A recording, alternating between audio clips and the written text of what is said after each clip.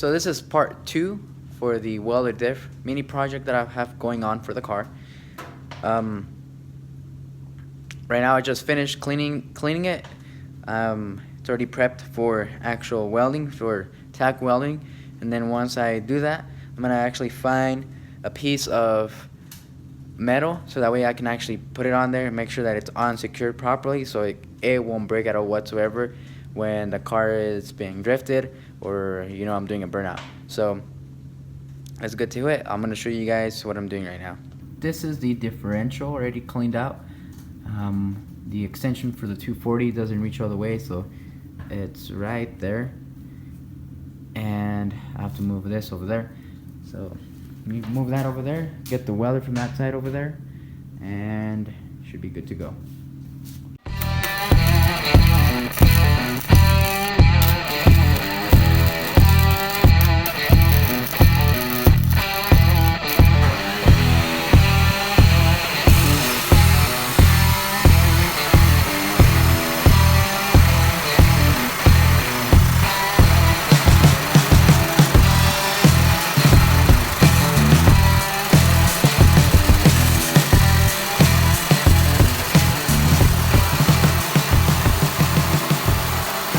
Tomorrow what I gotta finish doing is creating this metal bracket, which it has a little bit of play, but see, it won't move side to side. It just has that play because of the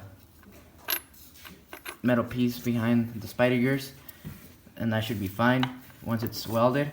I just gotta do this side underneath. All there is left to do after creating the other metal bracket is welding in a rectangle pattern and making sure that it has a pretty strong weld, because I don't want this thing breaking when I'm drifting a car or doing a burnout. It's day 2 for the welded diff, somewhere in the back, and right now it is the day before Thanksgiving, which is doing some stuff here in the garage. So let me finish welding the actual, cutting the other plate for the other side of the spider gears, and finish welding the differential. Right now what the differential cover has is primer, so we can actually put the the paint on top. And over there is the actual differential, which right now I left it to drain. So all the splatter from the welding comes off. I actually just ended up taking all the splatter off, making sure that the residue that's left over at the bottom of the differential goes away. The main reason you don't want any type of splatter from the weld is because if one of those little pieces gets in between of the gears, that will mess up your gears, and sometimes it can cause some serious damage, breaking the differential, which will make it useless. So the paint that I'm using for the actual differential is the VHT engine metallic. It's this type of gold color. After a night of working non-stop to get the differential done for the 350Z, this is the actual end result with the diff cover painted and the black bolts. Those actual bolts were, I believe, like a bronze or a kind of like a copper look. And the difference between this differential and the one that I have currently is that mine is very unpredictable at times. Sometimes I'll lock, sometimes I'll just unlock during mid-drift. That is actually my stock differential. The install will be today.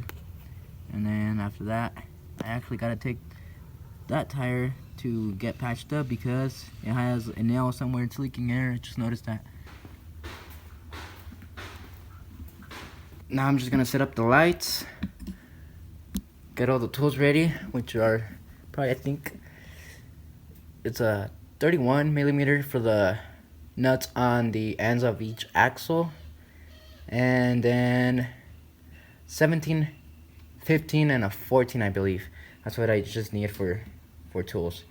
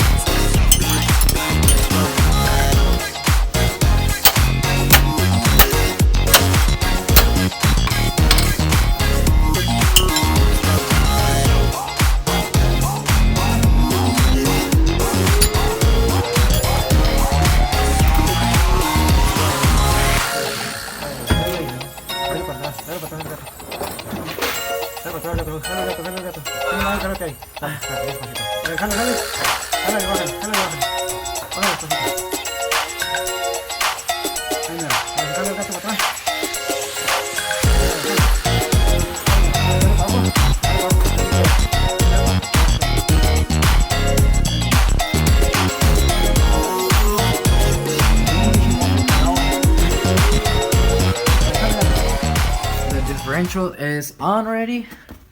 Plus, well, I replaced the CV axles. I'm gonna test it and see. Hopefully, it doesn't break on me. We just did a test like this with that with the wheels up. Worked out fine. We actually finished installing the welded diff on the car, and it's working pretty good. So this is what happens when I'm